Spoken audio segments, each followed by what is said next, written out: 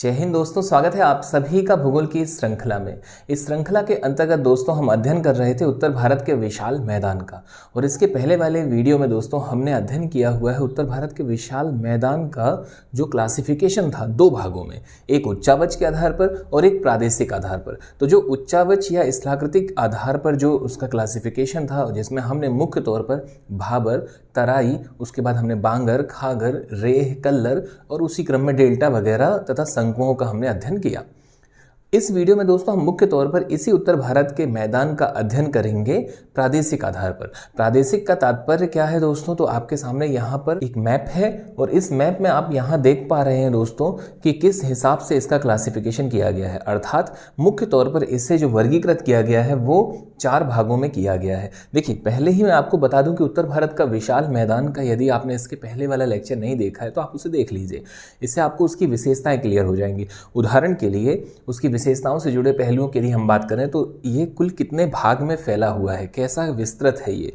देखिए, इसके पहले आप इस मैप को समझने के पहले उसे एक बार पुनः यहाँ पर देखें तो हम इसे संक्षिप्त में रिवाइज करा दें आपको कि भाई सबसे पहले क्या है। सबसे पहले ये अपना वृहत हिमालय, फिर लघु हिमालय और फिर शिवालिक है। इसके बाद दोस्तों ये कुछ ऐसी आकृति और इसके बाद फिर आपका स्टार्ट हो जाता है प्रायद्वीपीय भारत का पठार। हालांकि इसका हमने बहुत पहले भी अध्ययन किया हुआ है, पर एक बार इसे आप फिर से देखें तो इसमें आप पाएंगे कि ये जो आपका क्षेत्र है ये हिमालयी क्षेत्र है। अब यहाँ पे आपका ये जो शिवालिक है, शिवालिक के जो गिरिपद हैं, यहाँ से प्रारंभ हो जाता है उत्तर भारत का विशाल मैदान। तो ये तो बात हुई उच्चावच के आधार पर। और फिर यही जो आधार है दोस्तों, जो आपने अभी एटलस देखा, उस एटलस में अभी हम फिर से यहाँ पर मैप में देखते हैं, या आप अपने एटलस में ओपन कर लीजिएगा। तो जो आपका ग्रीन वाला पोर्शन दोस्तों, यानी कि प्रायद्वीपीय भारत के पठार के ऊपर उत्तर में और हिमालय के दक्षिण में जितना ग्रीन वाला पोर्शन है, जिसे मुख्य तौर पर सिंधु, गंगा और ब्रह्मपुत्र का मैदान भी कहते हैं। देखिए, नदी क्या काम करती है? नदी अपने साथ अवसादों को बहा करके ले जाती है निरंतर। अब इस जो क्षेत्र है, ये जो पहाड़ी वाला आपका एरिया है, इस जोन से दोस्तों नदियां जो निकलती थी, पहले भी निकलती थी और बाद में भी जो निकली दोस्तों, इन नदियों ने लगातार इसे खरोचा, कुदेरा, इसका अपर्दन किया।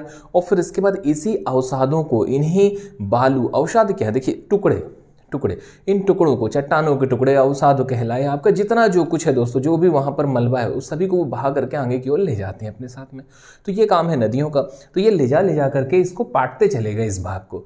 तो ये सभी का अध्ययन तो हालांकि हम पहले कर चुके हैं। अगर आप एक सिस्टमेटिक तौर पर प्रारंभ से बिल्कुल A to Z वीडियोस को कवर करते हुए आगे आ रहे हैं तो ये सारी चीज़ों का आपका कॉन्सेप्ट ऑलरेडी बिल्डअप है। यदि मान लीजिए अभी आपको नॉलेज नहीं है तो अभी भी आपको समझ में आ रहा होगा कि भाई हम कहाँ पर अध्ययन कर रहे हैं। यहाँ जो बेसिकली समझने वाला पॉइंट है वो यही है कि हम इसी क्षेत्र का अध्ययन कर रहे हैं और यहाँ का हमने उच्चावच के आधार पर अध्ययन कर लिया है कि नदियाँ जब आती हैं तो सबसे पहले अपने साथ में दोस्तों क्या लाती हैं। अब जैसे मैं मान लीजिए इस भाग को थोड़ा और जूम करके आपके सामने रखता हूँ तो ये कुछ ऐसी स्थलाकृति बनती है। ये तो यहाँ पर नदियाँ लेकर के आती हैं बड़े बड़े पत्थर। तो ये आपका कहलाता है दोस्तों मुख्य तौर पर जोन बांगर वाला। इसके बाद का जो जोन है वो तराई वाला है। और इस तराई के बाद में आप पाएंगे कि हमने इस क्षेत्र में अध्ययन किया हुआ था अपने बांगर और खादर का। खादर क्या था दोस्तों? तो इस रिवर के पास का एरिया जो था ये खादर था और दूर का एरिया जो है दोस्तों वो बांगर था। बांगर कैसा है? बांगर अनुपजाऊ है, बहुत ज़्यादा उपजाऊ नहीं है, जबकि खादर एक अत्यधिक उपजाऊ क्षेत्र है। तो इस सभी का हमने अध्ययन किया और अब हम इसी स्थलाकृतिक को या इसी पोर्शन को, इस भाग को दोस्तों हम अध्ययन करने वाले हैं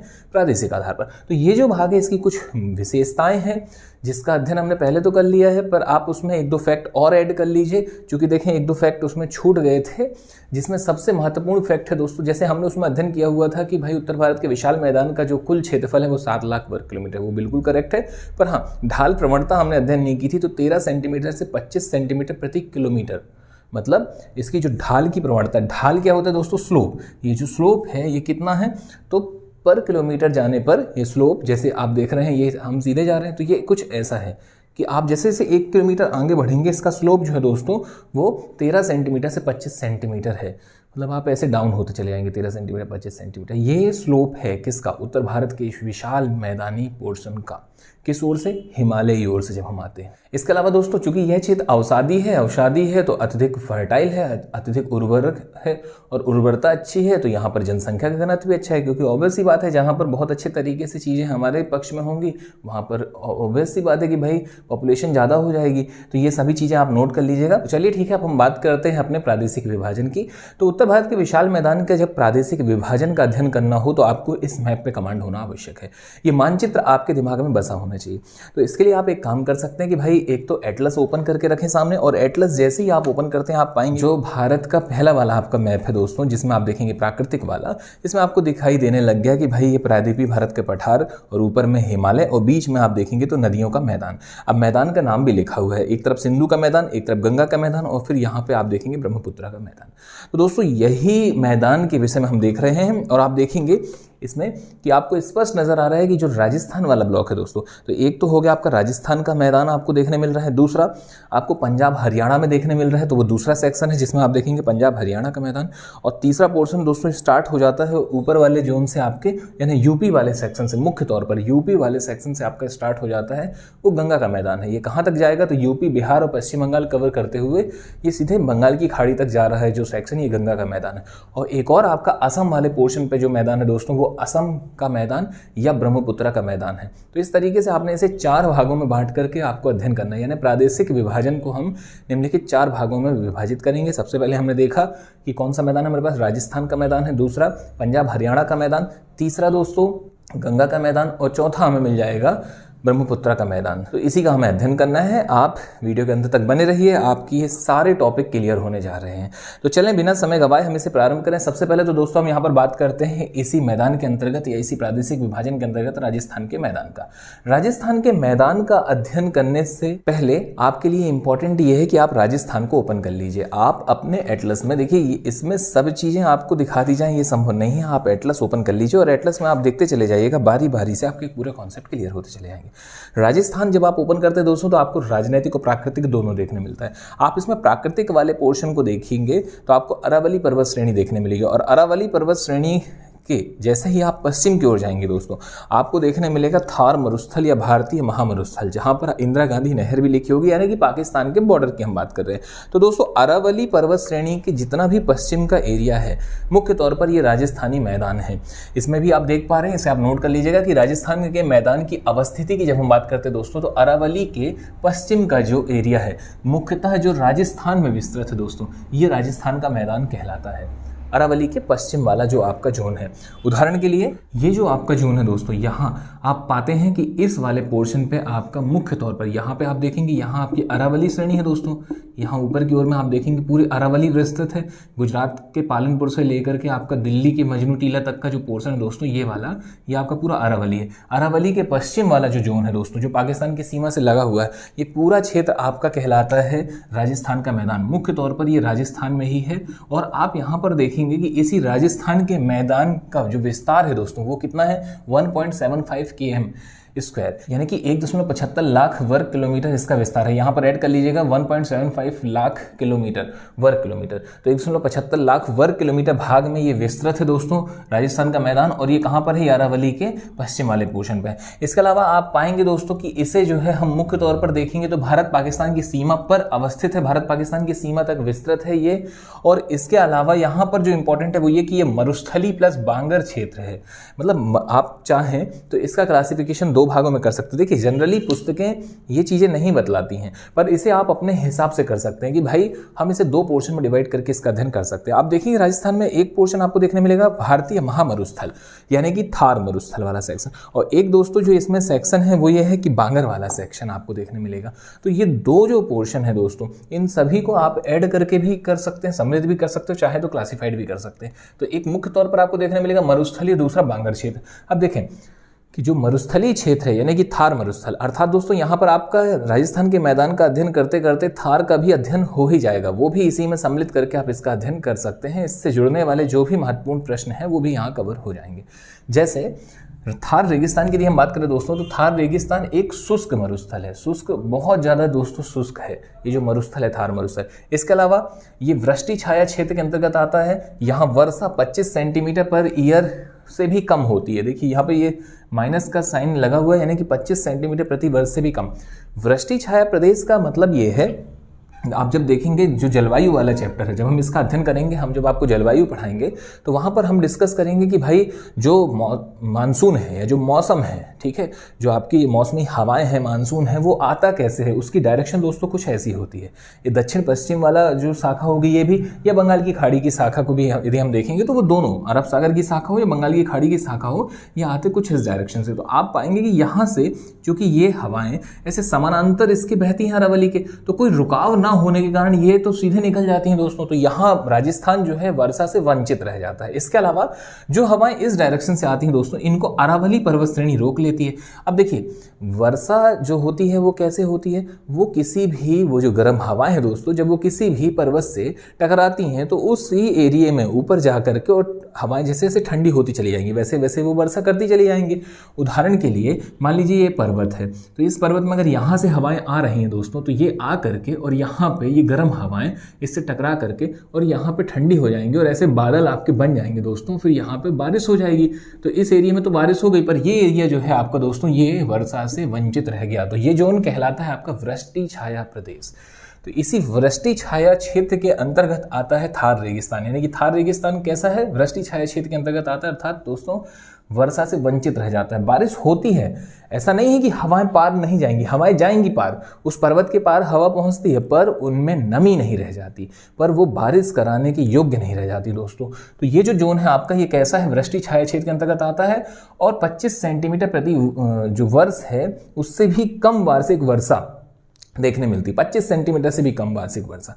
अब 25 सेंटीमीटर से भी कम यदि है तो स्वाभाविक सी बात है, इसे प्रूफ किया गया है हमारे भूगर्भ शास्त्रियों के द्वारा कि यदि किसी भी क्षेत्र में 25 सेंटीमीटर से कम बारिश होती है तो अर्थात वह कैसा क्षेत्र है, वह मरुस्थलीय क्षेत्र है, वह शुष्क क्षेत्र है दोस्तों। तो यही कारण है कि यह कैसा क्षेत्र है, शुष्क क्षेत्र है। इसके अलावा यदि हम बात करें और क्या इंपॉर्टेंट है, तो इंपॉर्टेंट है दोस्तों इसमें जो विशेष है। अब देखिए हम विशेष तथ्यों की यदि बात करें तो यहाँ पर दोस्तों पवनानुवर्ती टीले, पवनानुवर्ती टीले यानी कि पवन के बहुत बड़े बड़े टीले। अब आप देखेंगे, आपने मूवी वगैरह में भी देखा होगा कि जो हवाएं चलती हैं उससे जो राजस्थान वाला एरिया, जो मुख्य तौर पे जो रेगिस्तान है, जो डिजर्ट है, मरुस्थल वाला जो एरिया है दोस्तों, वहाँ पर हवा चलती है, कई बार फिल्मों में भी दिखाया गया है और ये वास्तव में है। देखिए साहित्य समाज का दर्पण है और इसके अलावा दोस्तों समाज की सारी चीज़ें मूवियों में भी आपको देखने मिलती हैं। तो होता क्या है कि आप पाएंगे उसमें, फिल्मों में आपको देखने कई दफ़ा मिला होगा कि जो हवा है वो चली और फिर जो रेत है ये उड़ करके किसी दूसरी जगह में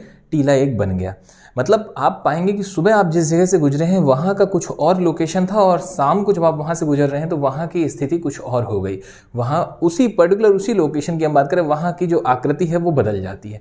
तो ये जो है ये पवन के कारण होता है दोस्तों। देखिए जहाँ पर पानी है वहाँ पर ये अपर्दन का काम कौन करेगा, ये किसी भी चीज़ को परिवर्तित करने का काम कौन करेगा, जल। लेकिन जहाँ जल है ही नहीं वहाँ पे पवन, आपने देखा होगा पवन ने बहुत बड़े बड़े यहाँ पर टीले बना दिए हैं दोस्तों। तो जैसे ही हम कहते हैं पवनानुवर्ती टीले। और आप इसमें जो महत्वपूर्ण है वो आप नोट कर लेंगे, इसकी जो कुछ महत्वपूर्ण विशेष स्थलाकृतियाँ हैं जो बनती हैं, जैसे ज्यूगेन, ये ज्यूजेन भी कहते हैं इसे, मशरूम चट्टान भी यहाँ पर है, बरखान भी देखने मिलती है। बरखान का मतलब है दोस्तों अर्धचंद्राकार बालू का स्तूप, और बहुत सारी बालू भी यहाँ पर हमें देखने मिलती है।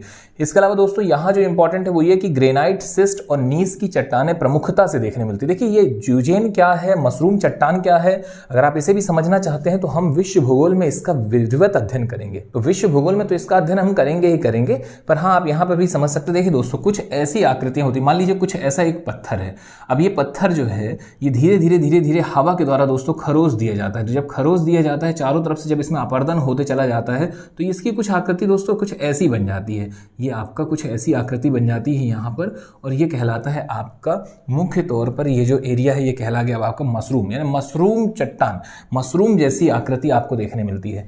तो ये हो गया आपका एक पॉइंट यहाँ पर। इसके अलावा ग्रेनाइट, सिस्ट और नीस की चट्टानें तो यहाँ पर पाई जाती हैं, और यहाँ की कुछ विशेषताएं हैं दोस्तों, वो है अंतः प्रवाही नदियाँ यहाँ पर आपको बहुत देखने मिलेंगी। अंतः प्रवाही नदियाँ जो हैं वो आप देख सकते हैं, उदाहरण के लिए लूनी आप यहाँ पर देखेंगे दोस्तों सबसे प्रमुख है, भारत की एकमात्र अंतर्वाही नदी है।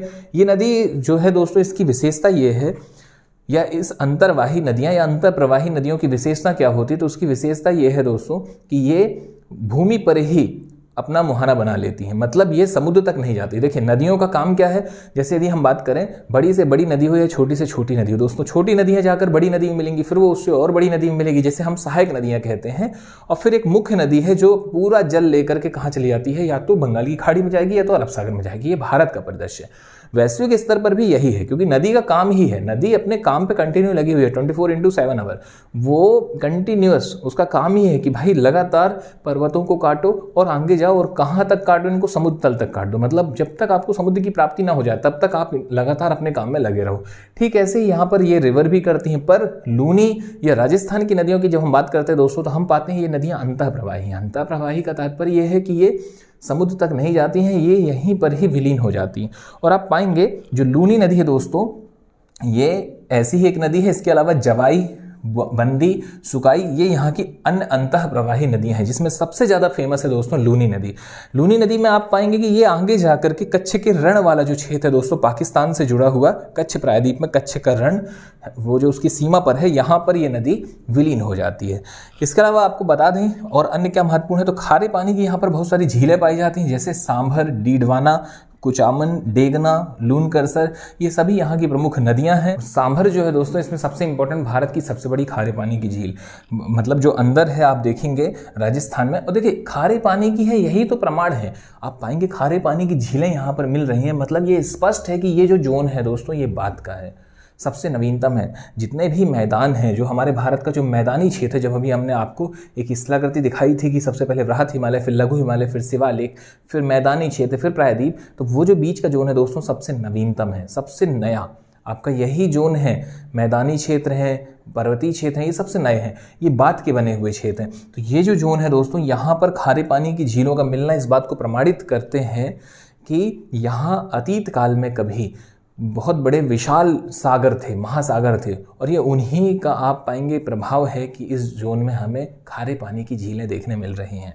नेक्स्ट पॉइंट पर हम चलते दोस्तों, बात की जाए यहाँ पर कि क्या यहाँ वनस्पति क्या कैसी, तो वनस्पति दोस्तों मरुद्भिद है। बात की जाए कृषि की, कृषि यहाँ पर संभव है क्या, तो कृषि देखिए सिंचाई की सुविधा पर आधारित है। अगर सिंचाई सुविधा अच्छी है तो आप यहाँ पर कृषि भी कर ले जाएंगे। तो ये आपका मोटे तौर पर जो राजस्थान के मैदान से जुड़े हुए महत्वपूर्ण आंकड़े हैं वो कंप्लीट होते हैं। आप इसे एक बार फिर से देख सकते हैं सरसरी तौर पर। यदि हम एक देखें इसमें, तो हम पाएंगे कि राजस्थान का जो अरावली जोन है दोस्तों, अरावली से आप जैसे ही पश्चिम की ओर जाते हैं, आपको ये एरिया देखने मिलता है, राजस्थान का पूरा मैदानी क्षेत्र देखने मिलता है। अब दूसरी बात ये आती है कि इसका निर्माण कैसे हुआ है दोस्तों। देखिए निर्माण की जब हम बात करते हैं तो किसी भी मैदान का निर्माण नदियों से होता है। तो छोटी छोटी जो नदियां हैं उनके किनारे वाला जो जोन है वो पूरा मैदानी है। इसके अलावा यहाँ पर आप देखेंगे कि इसी के अंतर्गत आपको महामरुस्थल देखने मिलता है, भारतीय महामरुस्थल यानी कि थार मरुस्थल देखने मिल गया। और इस अरावली से जुड़ा हुआ जो पोर्शन है दोस्तों, वो आपका बांगर क्षेत्र भी यहाँ देखने मिलता है। मतलब आप इसमें देखेंगे कि आपको बांगर भी यहीं पर देखने मिलता है, राजस्थानी बांगर। मतलब ये जो आपका जोन था दोस्तों, यहाँ से ये हो गया महामरुस्थल वाला जोन, और बाकी जो एरिया दोस्तों ये वाला, ये है पूरा का पूरा आपका बांगर वाला जोन, ये राजस्थानी बांगर वाला जोन। तो इस तरीके से आपने इसमें कंप्लीट किया राजस्थान के मैदान को। आप इसे नोट कर लीजिए या इसका एक स्क्रीनशॉट ले लीजिए। और आगे अब हम बात करते हैं पंजाब और हरियाणा के मैदान की। जैसा कि अभी इसके पहले हमने देखा राजस्थान का मैदान, और राजस्थान के मैदान के उत्तर की ओर में दोस्तों, जो हमने सबसे पहले इस वीडियो के स्टार्टिंग में ही जो आपके सामने एक मैप रखा हुआ था, उस मैप में यदि आप देखेंगे तो उसके बाद का जो पोर्शन है वो स्टार्ट हो जाता है हमारा राजस्थान के बाद का एरिया, पंजाब और हरियाणा का मैदान। तो बेसिकली आप एटलस में भी इसमें देख सकते हैं, जब आप जाते हैं पंजाब और हरियाणा वाले ब्लॉक में तो आपको वहाँ पर मुख्य तौर पर देखने मिलती हैं सिंधु नदी के या सिंधु नदी तंत्र के अंतर्गत आने वाली उसकी सहायक नदियाँ।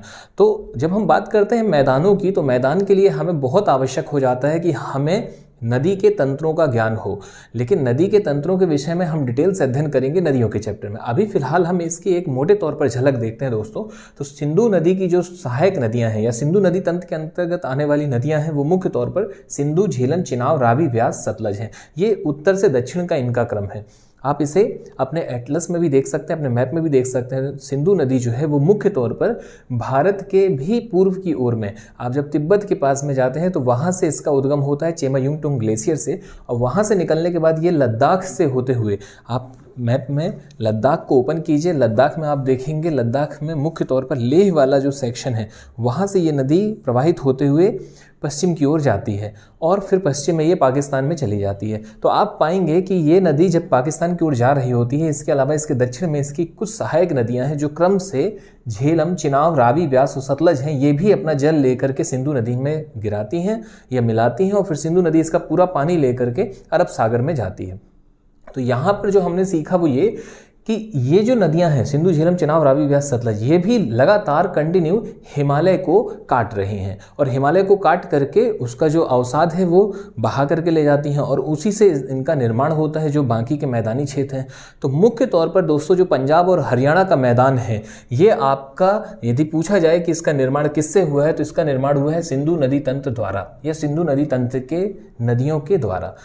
दूसरी बात, सिंधु नदी तंत्र में क्या पूरी नदियों से ही इसका निर्माण हुआ है तो नहीं, इसमें मुख्य तौर पर जो नदियां हैं वो सतलज, व्यास और रावी है, यानी कि लास्ट की 3 नदियां। देखिए जो शुरू की 3 नदियां हैं ये तो पूरे के पूरे हिमालयी क्षेत्र में है, ये पूरे के पूरे उस पर्वतीय जोन में है, मतलब इनने मैदान बनाया है। लेकिन भारत में यदि हम बात करें तो भारत में ये हिमालय में ही प्रवाहित होती हैं, पर्वतों में ही प्रवाहित होती है।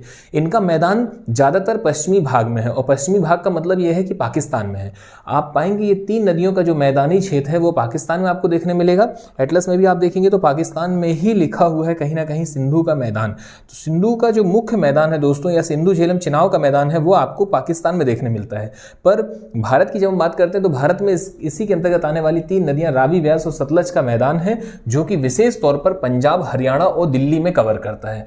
अब अगली बात यह है कि यहाँ से हम इस चीज़ को देखें कि ये जो नदी का मैदान है ये मैदान कहीं ना कहीं जल विभाजक की भी भूमिका अदा कर रहा है। मुख्य तौर पर हरियाणा मैदान या दिल्ली कटक है दोस्तों, यहाँ पर मुख्य तौर पर दिल्ली वाले पोर्शन पे है। हम जब अरावली को देख रहे थे तो अरावली का विस्तार हमने पाया था कि गुजरात के पालनपुर से लेकर के दिल्ली रेस तक है। तो वो जो दिल्ली रिज है दोस्तों, दिल्ली कटक है, वही जल विभाजक भी है और वहाँ से सतलज या यमुना का जो जल है दोस्तों ये विभाजित हो जाता है। आप देखेंगे दिल्ली पास से ही गुजरती है, दिल्ली के निकट से ही गुजरती है यमुना नदी जो इस मैदान की पूर्वी सीमा बनाती है।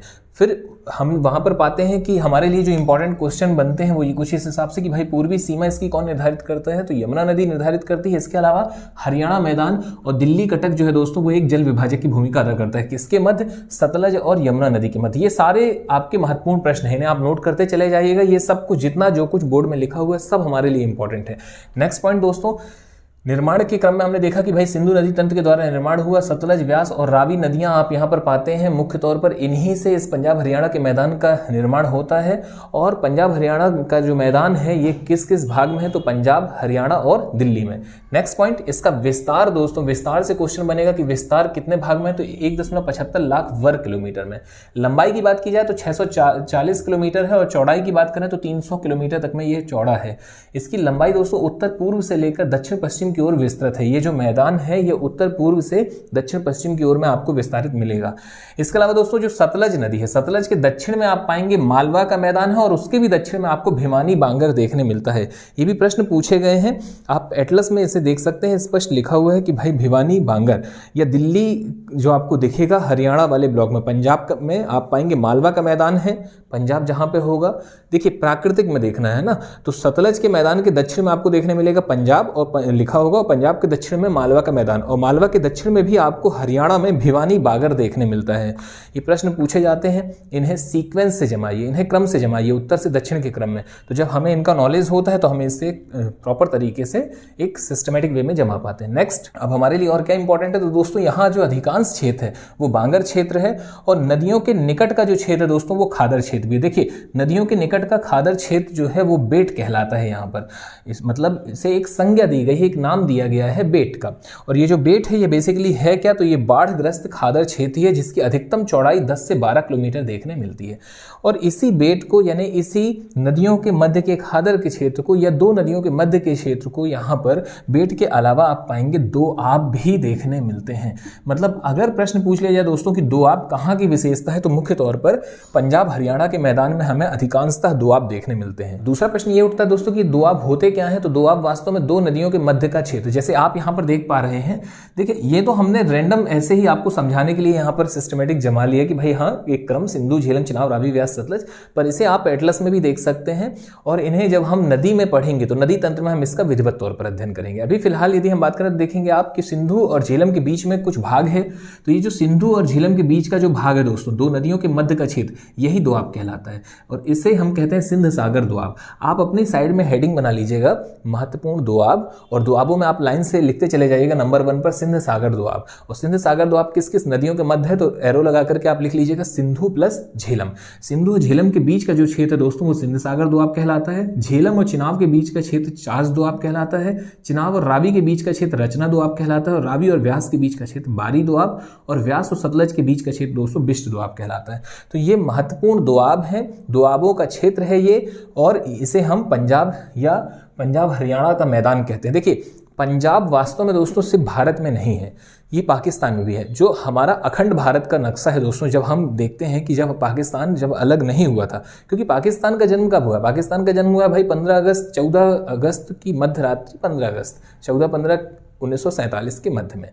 तो आप 1947 में देखते हैं ये बॉर्न हुआ है, इसका जन्म हुआ है। इसके पहले क्या था, इसके पहले संपूर्ण भारत था। तो जब भारत की हम बात करते हैं दोस्तों उस भारत की, तो वहाँ पंजाब आपको देखने मिलेगा। आज भी पाकिस्तान में भी पंजाब है। तो पंजाब वास्तव में पंचनद, 5 नदियों की भूमि था। 5 नदियां वहां पर हैं, और वो पांचों आपकी जो है दोस्तों ये आपको देखने मिल रही हैं। मुख्य तौर पर ये सहायक नदियां हैं सिंधु नदी तंत्र की।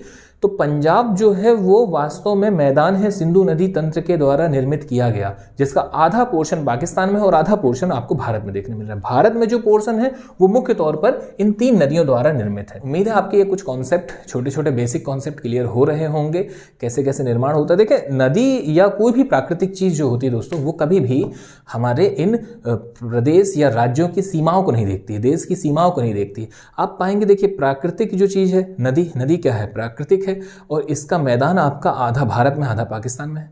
हम चाहकर भी उसे तो रोक नहीं सकते कि नहीं तुम हमारे यहाँ उद्गमित हुई हो नदी तो तुम पाकिस्तान नहीं जाओगे, ऐसा तो कर नहीं सकते। तो आप पाएंगे कि देखिए आधा क्षेत्र जो है आपको वो देखने मिल रहा है पाकिस्तान के मैप में। नेक्स्ट पॉइंट हमारे लिए मोस्ट ऑफ द इंपॉर्टेंट रहने वाला है दोस्तों दोआब। दोआब पूछे जाते हैं यहाँ से कि दोआब जो है सबसे ज़्यादा कहाँ पर देखने मिलते हैं, पंजाब हरियाणा के मैदान में देखने मिलते हैं। और इसे आप जरूर नोट करें। इसे याद रखने का तरीका भी बहुत आसान है। आप इसमें देखते हैं सिंध सागर दोआब, पहला नाम सिंधु झेलम। तो जब आपके ऑप्शन पे सिंधु हो और साथ में सेकंड रिवर झेलम हो तो आप उसमें लिखेंगे सिंध सागर दोआब। जैसे ही आपने देखा कि चास दोआब पूछा गया और पूछा गया किन किन नदियों के मध्य, तो देखेंगे आप इसमें च से हो जाएगा चिनाब और ज से हो जाएगा झेलम। इसके बाद नेक्स्ट है रचना। रचना में आप देखेंगे रा से हो जाएगा रावी और च से हो जाएगा चिनाब। नेक्स्ट है बारी, बा से हो जाएगा व्यास और रा से हो जाएगा री से हो जाएगा दोस्तों रावी। और बिष्ट में आप देखेंगे दोस्तों तो ब से आपका हो गया व्यास और आधा शाह और टाह वाला जो जोन है दोस्तों ये सतलज की ओर इशारा करता है। तो इस तरीके से आपके यहाँ पर दोआब भी कंप्लीट होते हैं। तो यहाँ पर दोस्तों हमारा राजस्थान का मैदान और पंजाब हरियाणा का मैदान कंप्लीट होता है। अब इसके बाद हमारा गंगा का मैदान और ब्रह्मपुत्रा का मैदान बाकी है, जिसे हम नेक्स्ट वीडियो में कवर करेंगे। तो चलिए ठीक है दोस्तों, धन्यवाद। मुलाकात नेक्स्ट पार्ट में। जय हिंद, जय भारत।